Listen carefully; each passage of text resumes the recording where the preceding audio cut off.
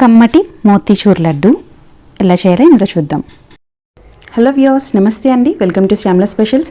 ఈరోజు మనం వినాయక చవితికి చేసుకునే మోతీచూర్ లడ్డు స్వామివారికి చాలా ఇష్టమైనది. చాలా సింపుల్ ప్రాసెస్లో చాలా క్విక్గా ఎంత ఈజీగా చేయొచ్చు అనేది ఇప్పుడు ఈ వీడియోలో చూపించబోతున్నాను.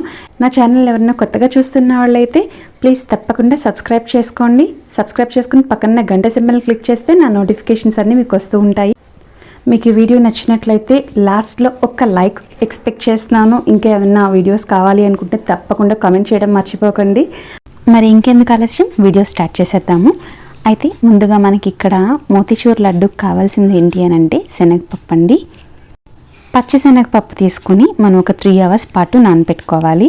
ఇక్కడ నేను ఒక 100 grams తీసుకుంటున్నాను. అంటే ఒక కప్పు పచ్చిశనగపప్పు తీసుకుని అది ఒక 3 hours పాటు ఒకసారి వాష్ చేసుకొని ఈ విధంగా వాటర్ వేసి నానబెట్టుకోవాలి. 3 hours తర్వాత మనం పచ్చిశనగపప్పు తీసి చూసినట్లయితే చూసారా, చక్కగా మనకి పప్పు అంతా ఇలా నానిపోయి ఉంటుందన్నమాట.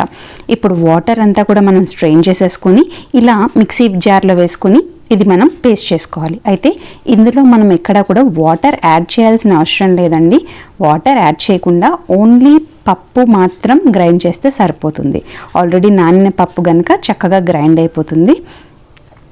ఈ విధంగా మిక్సీ జార్లో నేను ఒకసారి మిక్సీ పట్టేసుకున్నాను. చూసారా, మనకి చక్కగా కోర్స్గా గ్రైండ్ అయిపోతుందండి. మనకి మరీ బాగా ఫైన్ పేస్ట్ లాగా ఉన్నట్టే ఉంటుంది, కానీ కొంచెం బరుకు తగులుతూ ఉంటుందన్నమాట. సో చూసారు కదా, ఇలా ఉన్న తర్వాత ఇప్పుడు ఇది కొద్దిసేపు పక్కన పెట్టుకుందాం. పక్కన పెట్టుకొని డీప్ ఫ్రై చేయడానికి కావలసిన ఆయిల్ని మనం ప్యాన్లో వేసుకొని హీట్ చేసుకోవాలి. అయితే ఆయిల్ బాగా హీట్ అయిన తర్వాత అప్పుడు చేత్తో మనం ఆ శనగపప్పు పేస్ట్ని ఇలా మెత్తగా ముద్దల్లా చేసుకుంటూ ఇందులో మనం వేయించుకోవాలి. ఇక్కడ మంట మీడియం ఫ్లేమ్కి హై ఫ్లేమ్కి మధ్యలో ఉండాలండి. తర్వాత ఇవి కొంచెం పల్చగా చేసుకుని పకోడీలు ఎలా వేసుకుంటాం అలాగే పల్చగా చేసుకుని వేసుకోవాలి. లావుగా చేసుకుంటే వేగడానికి టైం పడుతుంది, పైగా మధ్యలో పిండి పిండిగా ఉండిపోతుంది. అది ఇలా మనం చక్కగా పల్చగా చేసామనుకోండి మనకి ఫాస్ట్గా వేగిపోతుంది. చూసారా, ఇలా మీడియం ఫ్లేమ్లో పెట్టుకుని కొంచెం ఒకసారి అటు ఇటు కలిపి పెడితే మనకి వేగిపోయి కొంచెం క్రిస్పీగా కనిపిస్తాయి. మరి రెడ్డిష్ కలర్ రావాల్సిన అవసరం లేదు, గోల్డెనిష్ కలర్లో వస్తే కనుక సరిపోతుంది అనమాట.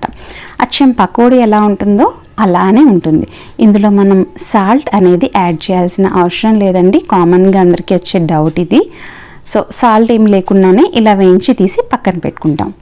అలా చేయడం వల్ల లోపల పచ్చిదనం లేకుండా ఇలా వేగుతాయి అన్నమాట. సో ఇప్పుడు వీటన్నిటిని చల్లారిన తర్వాత మనం ఇలా మిక్సీ జార్లో వేసుకుని మళ్ళీ వీటిని పౌడర్ లాగా చేసుకోవాలి.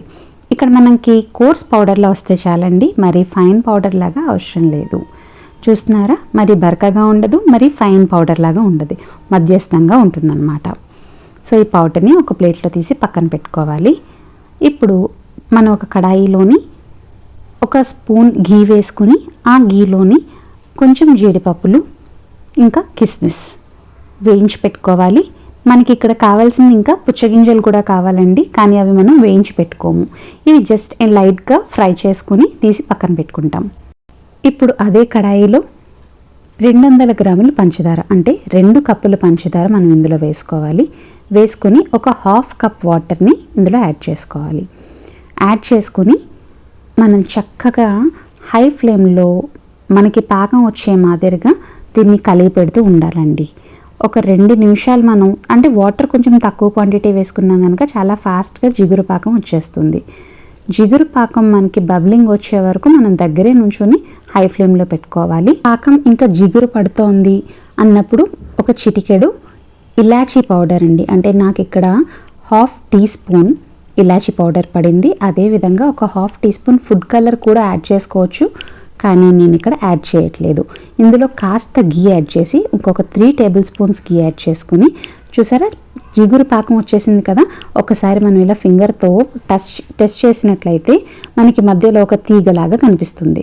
వెంటనే మన దగ్గర ఇందాక క్రష్ చేసి పెట్టుకున్న పౌడర్ ఉంది కదా, పకోడీ పౌడర్ లాంటిది, అది మనం ఇందులో యాడ్ చేసుకోవాలి. ఇప్పుడు ఇక్కడ మనం పౌడర్ యాడ్ చేసే ముందు జీడిపప్పు ఇంకా కిస్మిస్ అదేవిధంగా పుచ్చగింజలు ఇంకా పౌడర్ కలిపి పెడుతూ వేసుకోవాలండి.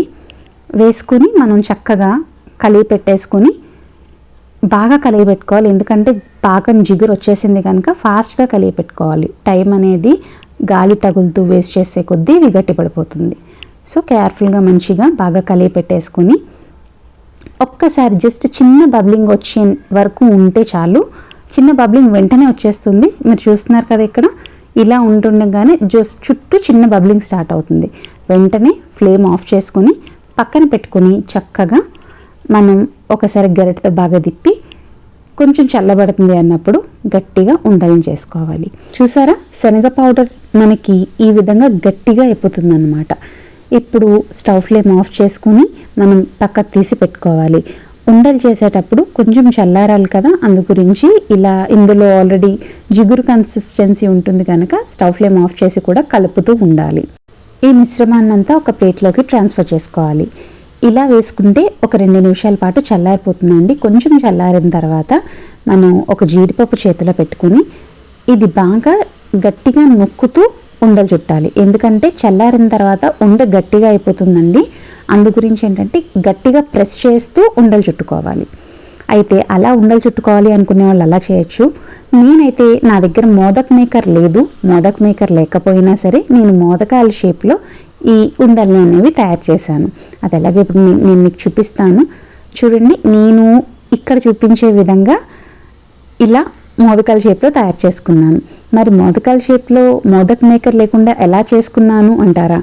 అది కావాలి అంటే మాత్రం తప్పకుండా కామెంట్ చేయండి. నేను మీకు నా నెక్స్ట్ వీడియోలో డెఫినెట్లీ మోదక్ మేకర్ లేకుండా మోదకాలు ఎలా చేసుకోవాలి అనేది నేను మీకు చూపిస్తానండి. ఇవి చాలా టేస్టీగా ఉన్నాయి. మీకు షుగర్ తక్కువ కావాలి అని అనుకునే వాళ్ళు మాత్రం మర్చిపోకుండా కొంచెం షుగర్ తగ్గించుకోండి. మోతీచూర్ మోదక్ రెడీ. మరి ఉంటాను. నమస్తే.